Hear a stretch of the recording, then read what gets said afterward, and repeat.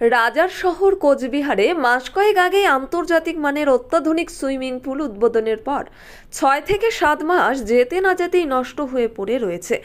Swimming পুলে নেই সাঁতার কাটার জন্য জল, কিন্তু সাঁতার কাটার জন্য জল না থাকলে সুইমিং পুলের মধ্যে বসার বা আড্ডা মারার জন্য সেখানে চেয়ার পাতা রয়েছে।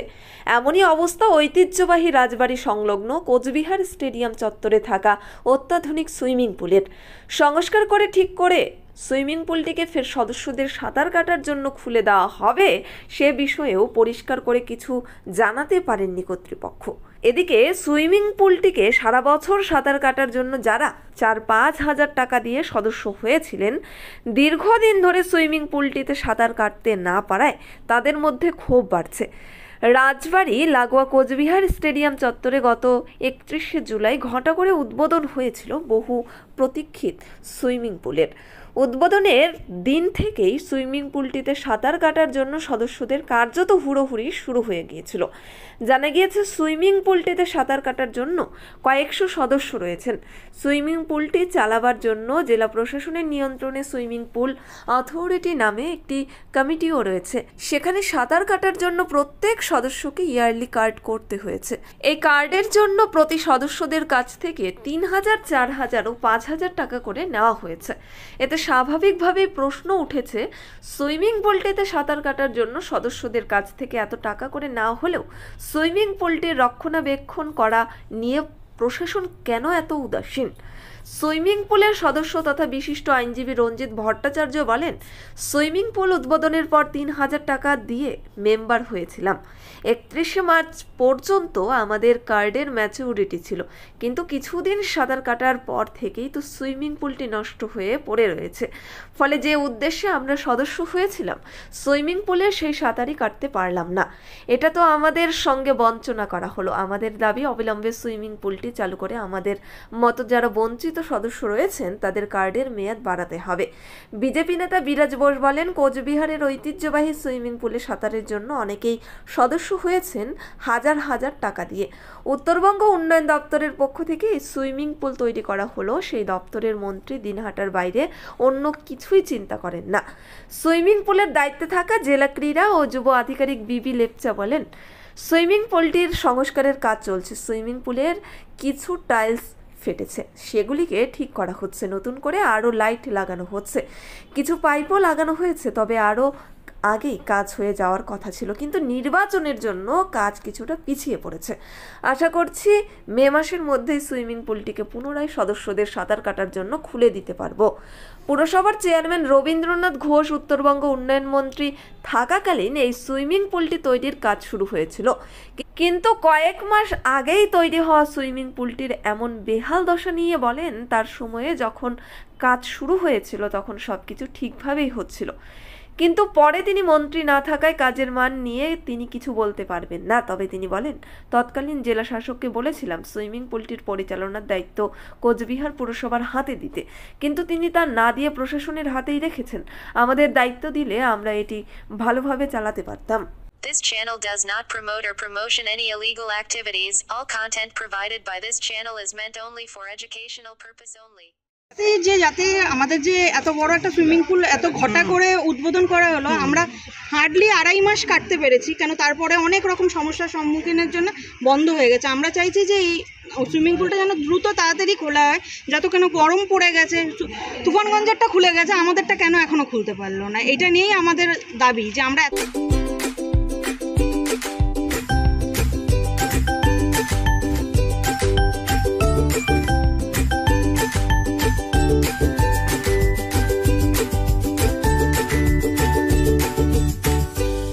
এতগুলো টাকা পে করেছি, তারপরে পুজোর সময় ছুটির দিনগুলো বন্ধ থাকে, এগুলো নিয়ে ভীষণ অনেক দাবি দাবা আছে যাতে সবাই ইয়ে করে। তার জন্যই আমরা এসেছি। আমরা অনেকবার জিজ্ঞাসা করেছি, যে ইনচার্জে ছিলেন বললো যে ভোটের পর, তারপরে এক একটা ডেট দিয়ে যাচ্ছে, এখনো পর্যন্ত সঠিকভাবে আমরা জানতে পারলাম না যে কোন ডেটে এটা ওপেন হবে।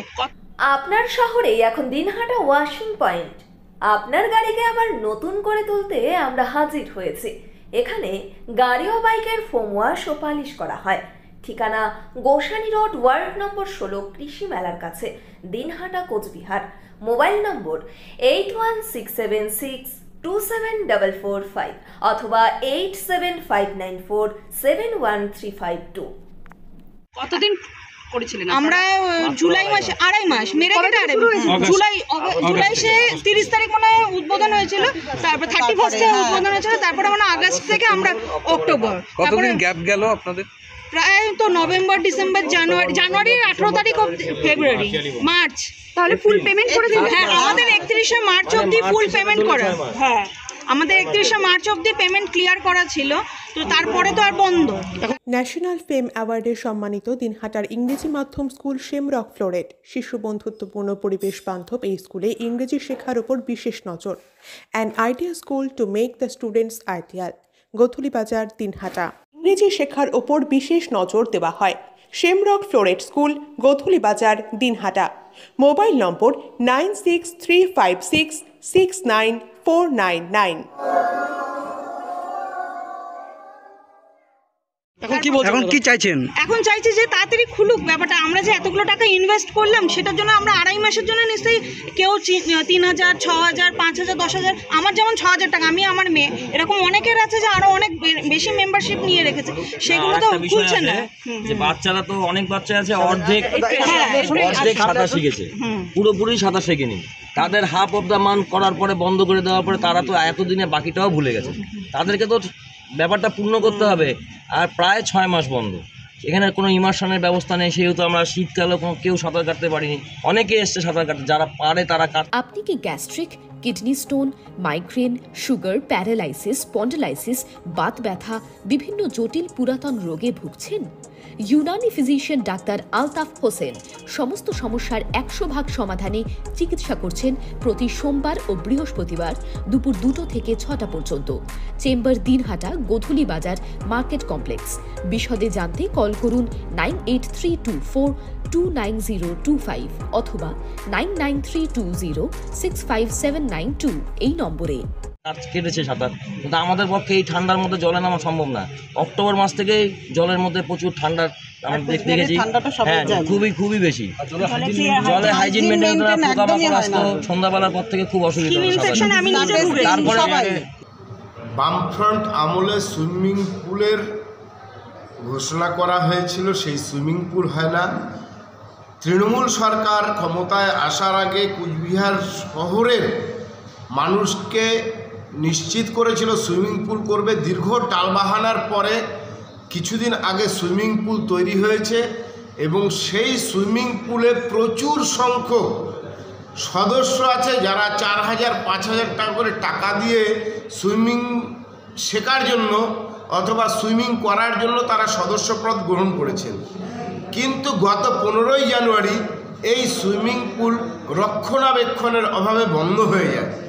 খুবই পরিতাপের বিষয়, খুবই আশ্চর্য লাগে। একটা সুইমিং পুল কোচবিহারে আছে, সেটা উত্তরবঙ্গ উন্নয়ন দপ্তর চালাতে পারছে না, মেনটেনেন্স করতে পারছে না।